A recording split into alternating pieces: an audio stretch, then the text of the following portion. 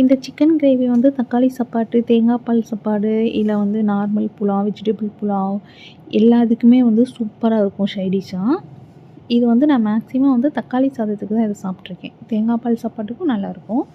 ஒரு 3 வெங்காயம், 3 தக்காளி, 1 ஸ்பூன் அளவுக்கு எண்ணெய் இதை கடாயில் விட்டுட்டு நல்லா கொஞ்சம் வதங்கி வரட்டும். தக்காளியும் வெங்காயமும் ரொம்ப வதங்க வேண்டாம், ஒரு பாதி அளவுக்கு வதங்கினா போதும்.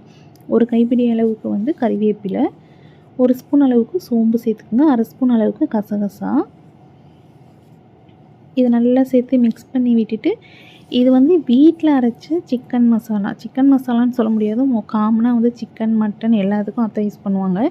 இது வந்து ஒரு கரம் மசாலா மாதிரி அரைச்சி வச்சுருக்காங்க, சூப்பராக இருக்கும். மஞ்சள் தூள் 1/2 ஸ்பூன், தனி மிளகாத்தூள், மல்லித்தூள் ஒரு ஸ்பூன் அளவுக்கு வந்து சேர்த்துக்கோங்க. இப்போ இது எல்லாத்தையும் சேர்த்து நல்லா மிக்ஸ் பண்ணி விட்டுருங்க. மிக்ஸ் பண்ணிவிட்டு இதை ஆறட்டும். ஆறுனதுக்கப்புறம் பேஸ்ட்டை அரைச்சி எடுத்துக்கலாம். இன்னொரு கடாயில் வந்து எண்ணெய் விட்டுட்டு ஒரு 2 ஸ்பூன் அளவுக்கு இஞ்சி பூண்டு பேஸ்ட்டு சேர்த்துட்டு அதோட பச்சை வாசம் போகிற அளவுக்கு நல்லா எண்ணெயிலே வதக்கி எடுத்துக்கோங்க. ஆல்ரெடி மஞ்சத்தூள் போட்டு கழுவி வச்சுருக்கிற சிக்கன் சேர்த்துக்கோங்க. சேர்த்து இது நல்லா கொஞ்சம் மீடியம் ஃப்ளேம்லேயே வச்சுட்டு நல்லா மிக்ஸ் பண்ணி விடுங்க. அதிலேருந்து தண்ணி விட்டு வந்து கறி நல்லா சுருண்டு ஓரளவுக்கு வந்து சூப்பராக வரும். அந்த டைமில் வந்து நம்ம மசாலா சேர்த்துக்கலாம். கூடயே வந்து கொஞ்சம் வந்து உப்பு சேர்த்துக்கோங்க. லைட்டாக தண்ணி விட்டு கறி நல்லா குண்டு குண்டாக உருண்டு வரும்.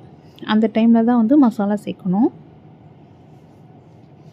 இப்போ நம்ம அந்த வெங்காய தக்காளியெல்லாம் வதக்கி வச்சுருந்தோம்ல, அந்த மசாலா நல்லா பேஸ்ட்டாக அரைச்சி வச்சுக்கோங்க. அதை சேர்த்து ஒரு மிக்ஸ் பண்ணிவிட்டு, தண்ணி ரொம்ப கம்மியாக தான் சேர்க்கணும், ரொம்ப சேர்க்க வேண்டாம். தண்ணி மாதிரி இருந்தால் நல்லா இருக்காது. நம்ம வெரைட்டி ரைஸ்க்கு சைட் டிஷ்ஷாக தான் வைக்க போகிறோம்.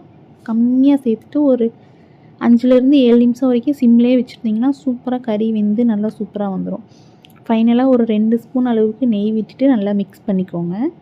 நெய் விட்டதுக்கப்புறம் ரொம்ப நேரம் அடுப்பில் இருக்க வேண்டாம். நெய் விட்டு மிக்ஸ் பண்ணிவிட்டு அப்புறம் பெப்பர் வந்து சேர்த்துக்கோங்க. 1 ஸ்பூன்லேருந்து 1.5 ஸ்பூன் அளவுக்கு நல்லா சேர்த்துக்கோங்க. கொஞ்சம் நல்லா காரமாக இருந்தால் தான் நல்லாயிருக்கும். ஃபைனலாக வந்து கொத்தமல்லி போட்டு இறக்கிட்டிங்கன்னா சூப்பராக இருக்கும். பெப்பரும் நெய்யும் கொஞ்சம் தூக்கலாக இருக்க மாதிரி இருந்துச்சுன்னா சூப்பராக இருக்கும். இது வந்து நான் இன்றைக்கி தேங்காய் பாலில் வந்து நிறைய வெஜிடபிள்ஸ் போட்டு சாப்பாடு வந்து பண்ணியிருந்தேன். சூப்பராக இருந்துச்சு. இதுக்கு சைட் டிஷ்ஷாக நல்லா இருந்துச்சு. கறியும் வந்து ஒரு 5 நிமிஷத்துலேருந்து 7 நிமிஷத்துக்குள்ளே சிம்லேயே வச்சோம்னா சூப்பராக வந்து வெந்துடும்.